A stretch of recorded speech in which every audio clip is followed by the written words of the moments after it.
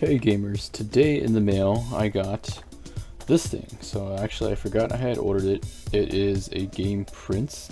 It is actually supposed to be 150 built-in 8-bit Nintendo games. So it came in like a plastic bag, and then this was it, and you can see how it's somebody sat on it or something, I don't know. But anyway, this is the box. Let's pop this guy open and see what's up. Oh, also this was in there. Thank you. Just make sure it didn't get destroyed in the process. Okay, so we got some AV jacks, video and audio. Play that on the TV. We'll check that out. Here it is. Instruction manual, how to operate. Cool.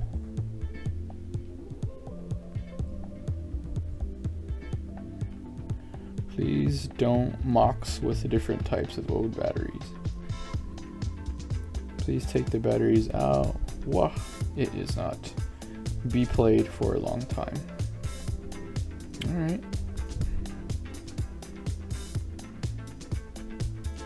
When the pistons are abnormal, please change the batteries at the time of installing the battery. Okay. I get the gist of that. Anyway, this is it. It's got a cool little screen on there. I don't know what this battery cover though, it feels like it's not really that sturdy.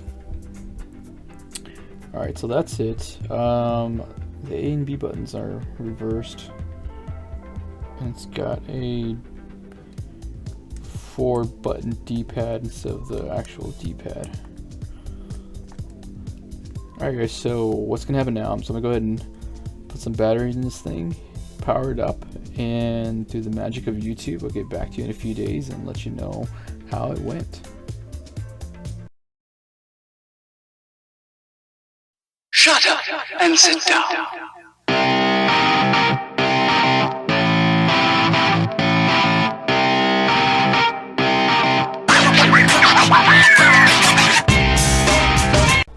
Okay guys, it's been about a week. Time for us to press start and jump into this. Okay guys, so let's talk build quality. This thing is actually, it's pretty sturdy as far as the plastic goes. The buttons, they have a nice feel to it. Start button, and the D-pad, which is not really a D-pad, just kind of throws me off a little because it doesn't have that natural feel. But the game overall is very responsive to the controls. It does not have a select button, which is not a deal breaker with Nintendo. But like say you're playing Contra and you don't want to continue and you died on the first level, if you try and hit select, it's, you know, well, there's no select, there's no option for that, so not a huge deal. Here's the power button.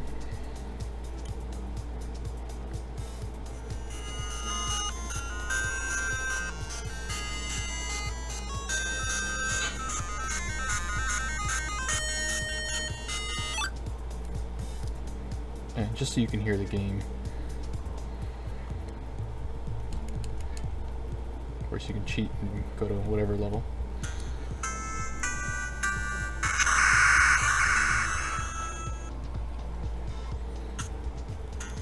So I'm going to show you some gameplay here. It does have an audio video for mono stereo, and you can play that on TV. We'll take a look at what that looks like. There's the back. It does take 3 AAA batteries. So overall, it does feel pretty sturdy in the hand. So the build quality it's not bad.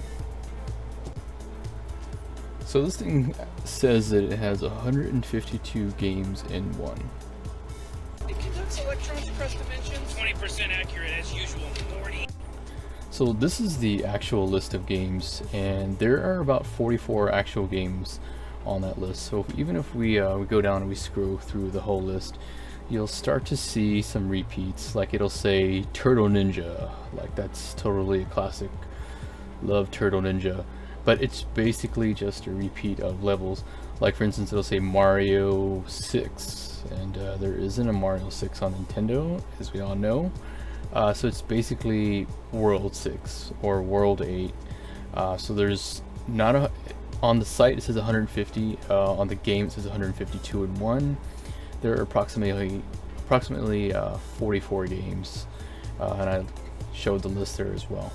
So we'll also jump into some gameplay so you guys can see this thing in action. The gameplay itself is actually pretty good, except for some, some discolored, and maybe the tint is a little bit much on some of the games. It's pretty clean for a handheld. Okay, so we're approaching the end of our list of 152 games in one, and then we'll also talk about what this thing looks like on TV, and I'll show you some clips.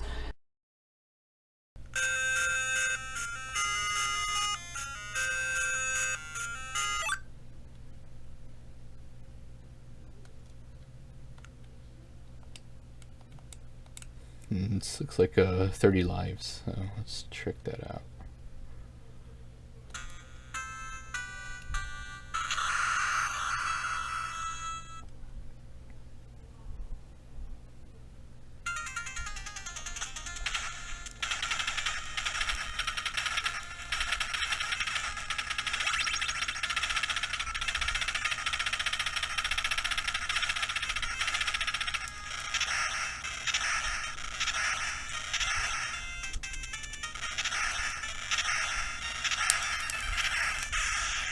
Nice.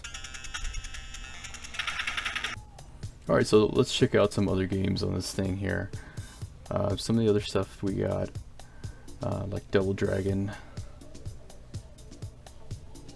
It's mostly, like, any writing that's on here is going to be in Japanese, like you just saw. The gameplay it's really good. Like, the buttons are very responsive.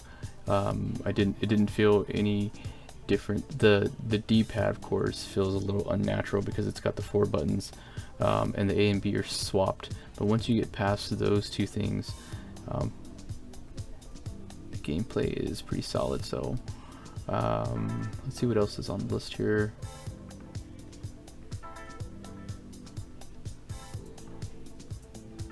The first 43, 44 games on here are they're all going to be like regular games.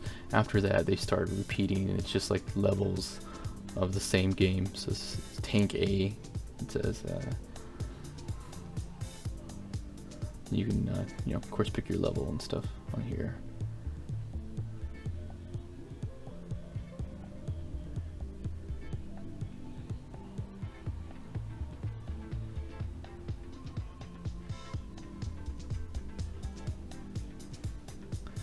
Now, I don't know if the camera really does the screen of this thing justice, but for it being such a small screen on a unit like this, this unit, just so you know, it cost about $15 including shipping. So if you are just if you're just looking for casual gaming and not really wanting to buy the entire Nintendo collection, or buy yourself a top loader, and you just want to try out some retro games, this unit is the unit for you. I would probably give it like a 6 out of 10 overall, but just for casual gaming, and it fits easily in your pocket. It's a solid little sturdy built handheld. Of course they totally lied about the whole 152 games, but if you look past that, the battery life has been pretty good on this thing. I've been using it for a few hours now, and it hasn't seemed to have changed the gameplay. The battery seems to be in pretty good shape, and I'm just using some generic batteries.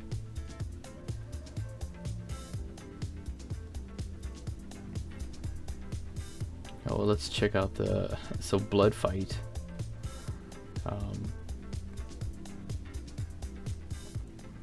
Everything is in Japanese. Don't know. I mean, there's 1 and 2 player, and this looks like your initials. And then there's end, which is written in Japanese, but everything else is just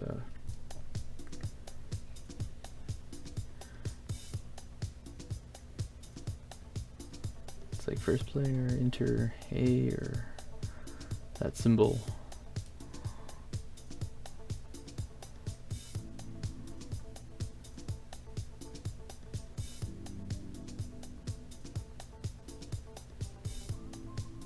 Yep.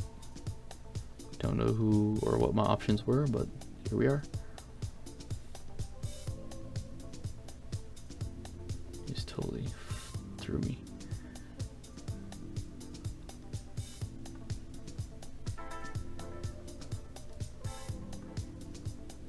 Boom. I like that sucker.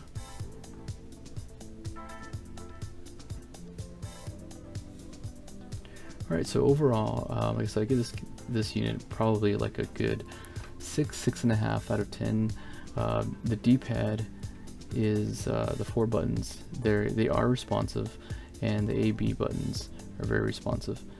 And the unit overall, I feel like it feels very sturdy. So next thing we'll do is check out that AV jack, see what it looks like on TV. Alright, so right away you can tell that there are some lines that are running across the TV there. The colors and the graphics kind of go in and out. I think there was a point in the game where I was playing where he just totally like went invisible like for a few seconds and then came back. So overall the gameplay on the TV is very mediocre. It kind of sucks, and you can really see the vertical lines on the television. As a handheld for the television, it's but for just casual gameplay in general, yeah, it's pretty cool. It's a pretty cool little device. Alright guys, that's my review of the RSI Game Prince 152 in 1. If you like this handheld, you could check out the link below on eBay where I found it. It cost about 15 bucks. If you have any questions or comments, just comment down below. Please hit like and subscribe, and thank you guys for watching.